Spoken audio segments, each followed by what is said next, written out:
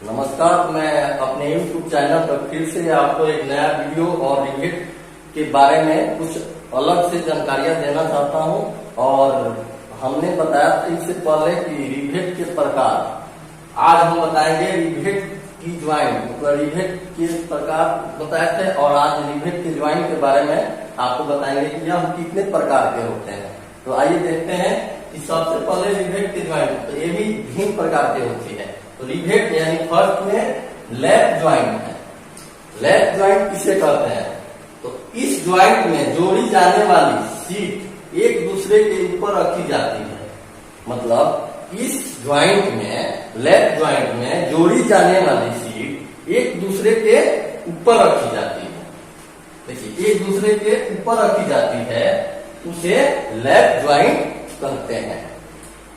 मतलब समझिए फिर से एक बार, इस ज्वाइंट में जोड़ी जाने वाली सीट एक दूसरे के ऊपर रहती है, इसे लैप ज्वाइंट कहते हैं। यह भी दो प्रकार के होते हैं, एक होता है सिंगल लैप ज्वाइंट और दूसरा double lap joint. Single lap joint किसे कहते हैं? तो इसमें रिवेटिंग जो की जाती है, रिवेट की ज्वाइंट हम बताए हैं, तो यहाँ पे रिवेटिंग, जो रिवेट की ज्वाइंट की जाती है, तो रिवेट की ज्वाइंट जो होती है सिंगल लैप ज्वाइंट में, इसमें सिंगल लैप ज्वाइंट में होता है कि रिवेट एक ही लाइन में होता है। सिंगल लैप ज्वाइंट में रिवेट का जो क्रम होता है एक ही लाइन में होता है। और डबल लैप ज्वाइंट में क्या होता है? डबल लैप ज्वाइंट में जो सीट के ऊपर रिवेटिंग की जाती है तो उसमें डबल रहता है, यानी या बोलिए जिगजैग रिवेटिंग जो होता है एक दूसरे के आमने सामने आगे पीछे होता है और डबल लैप ज्वाइंट कहते हैं उसे। ठीक है। और दूसरा है बट ज्वाइंट। बट ज्वाइंट क्या होता है? बट ज्वाइंट रिवेट क्या होता है? तो इस ज्वाइंट में प्लेटों के सिरों को एक दूसरे के साथ सटा कर रखा जाता है तथा उसके एक ओर या फिर दोनों ओर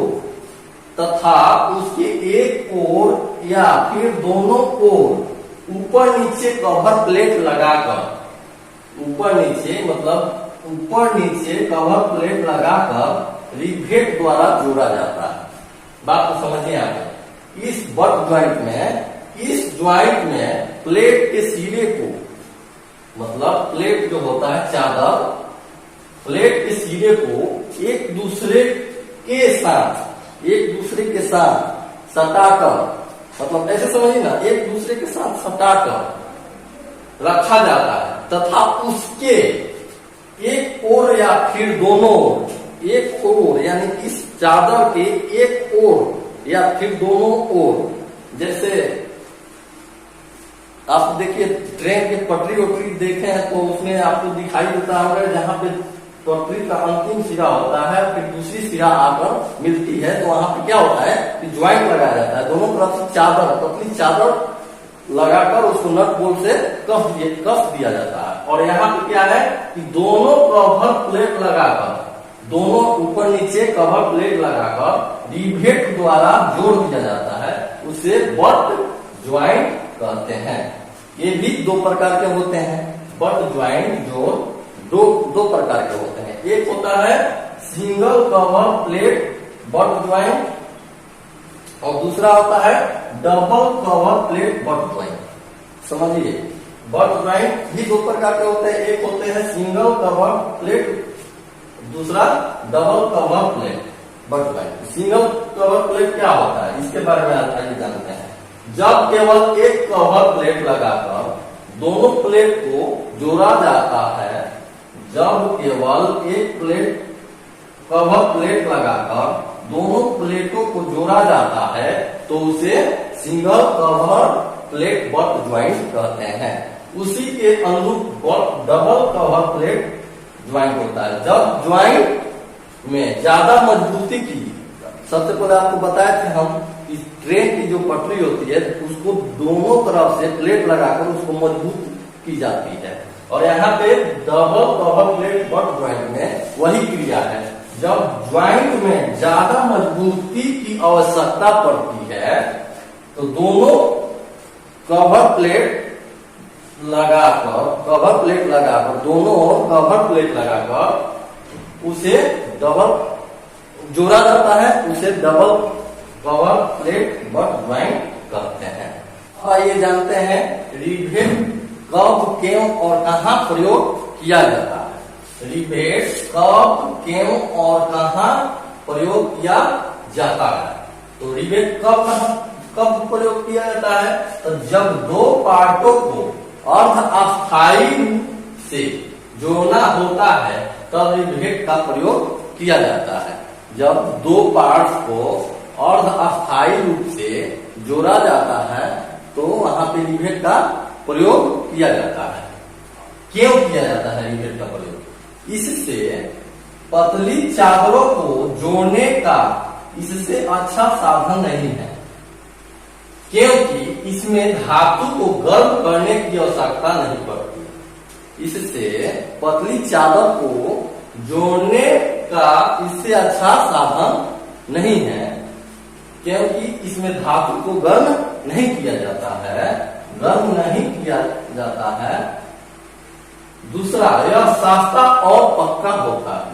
यह मार्केट में सस्ता दामों पे और पक्का, मतलब इसको पक्का माध्यम से किया जा सकता है।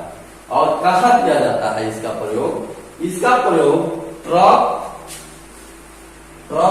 बाल्टियां, टैंक, पूल, हवाई जहाज, बस बड्डी व समुद्री जहाज इत्यादि में किया जाता है।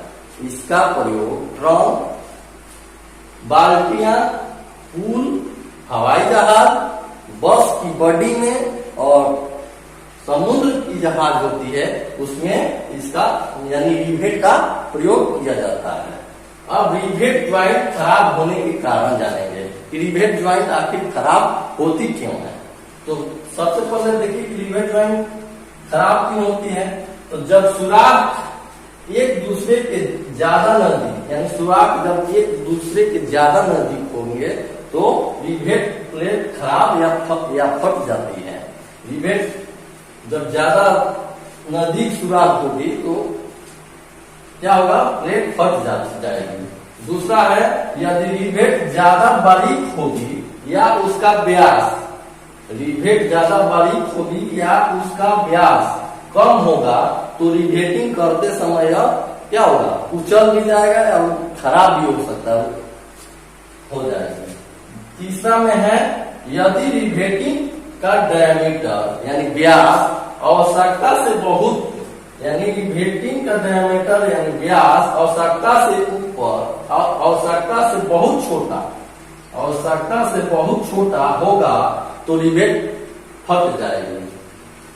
रिवेट फट जाएगी या कट जाएगी। चौथा में है, यदि रिवेट का सुराख जॉब के किनारे पर होगा तो दबाव से फट जा सकती है। यदि रिवेट का सुराख जॉब के किनारे पर, यानी कोई भी जॉब या पतली चादर के किनारे पर होगा तो वह क्या होगा, दबाव ज्यादा पड़ेगा तो फट भी सकता है।